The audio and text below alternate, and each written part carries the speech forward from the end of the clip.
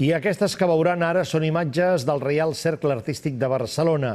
S'hi acaba d'inaugurar una exposició dedicada a Ramon Casas a través dels seus cartells modernistes, fins a 40 entre el 1885 i 1910. Els més destacats, Jordi? Bona nit. Doncs la peça estrella és aquesta que tenim darrere nostra, la de Anís del Mono de l'any 1900. És la que ha captat més interès per part dels espectadors. També de la revista Pèl i Ploma, que també va dibuixar Casas, entre moltes d'altres. Són obres de la col·lecció de Marc Martí, que és un col·leccionista que ha recollit algunes de les obres d'aquest artista català.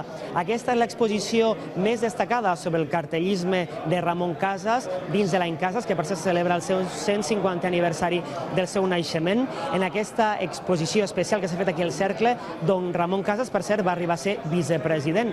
A la inauguració no ha assistit ningú membre ni de la Generalitat ni tampoc de l'Ajuntament de Barcelona. Els organitzadors diuen que els que vinguin a veure la mostra se sorprendran perquè veuran un Casas realment espectacular.